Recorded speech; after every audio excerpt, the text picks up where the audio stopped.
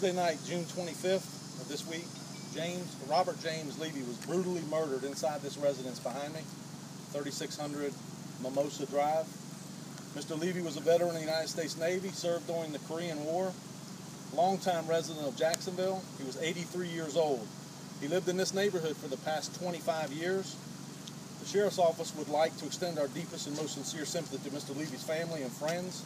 We also want to take a moment to ensure the family in this neighborhood that we're going to do everything possible to bring the person or persons responsible for this heinous crime to justice. During the incident, we received the following information.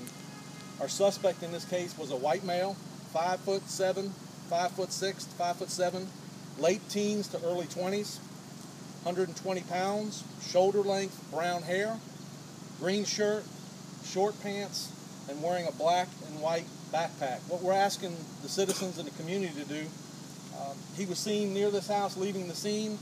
We're asking people to be on the lookout for any odd behavior, sudden changes in a person's physical appearance, or recent unexplained injuries such as cuts, burns, bruises on him. So if anybody has any information that fits the description and sees someone out of the last couple of days has changed his appearance or, like I said, has some injuries, please call us, 630-0500, or Crime Stoppers if you want to remain anonymous, and I'll take any questions. Any idea of possible motive at this point? Apparently it looks like it might be robbery. There were cats involved. What has happened with the cats? Yes, we did put a call out to the animal shelter to see if they can come out and find the cats. During that fire, the cats went in every direction, so they're in the neighborhood somewhere, I'm sure.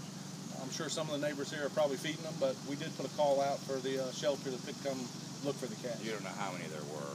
My understanding, there might have been like 14. Did he die in the fire, or did he die from something prior to the fire? Jim, I want to hold off on giving that information. That's part of the investigation that we're holding back. He was alone? He was alone. And was someone seen leaving the scene here? Yes, this individual that I gave the description of, he was seen leaving the scene, and we believe he is our suspect. You said one or more people. There's a possibility of others? One seen leaving the scene. Okay. About what time was he seen leaving? Do you know? Approximately, this was 11:30 in that time frame, Tuesday night. Was there any kind of an altercation before this or anything that would lead you to believe that you have None, Dana, none, Dana. I mean, this guy lived in this neighborhood for 25 years from what we understand. He was well liked, no problems with anybody, so, you know, what would cause someone to do this to this old man, I have no idea.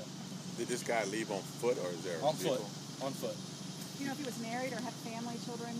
I know he had family. I'm not sure about the currently married, or any children. Do you think they knew each other, or no? Don't know. Don't know. Your real reason for coming out to the neighborhood today then is to, what, to assure the neighbors or to get them up? Yeah, two things. Ensure the neighborhood that, you know, we are working on this, we take it serious, and we also want their help. They might have seen something that night, don't think it's important, but any little tip that they can give us on if they saw someone, you know, 2-3 blocks from here fitting that description, or, again, like we said, if he's got some injuries on him, cuts, bruises, I can tell you that it was a brutal murder in that house behind me. Brutal. So we kind of feel someone would know something about this if they had a relative or a friend with changes in their, like I said, physical appearance, or he's acting strangely here after the last couple of days. You know, we'd be glad to receive that information and work that tip. How was it brutal? Why? Dana, again, I don't want to give out any specifics. We're holding that back for the investigation, but I'm telling you, 83-year-old man, he was brutally murdered. Okay. Any further questions?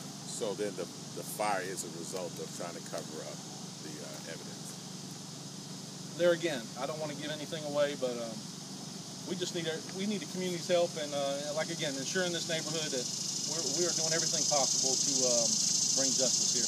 Okay. Any further questions? Great. Thanks, LT. Thank you all for coming.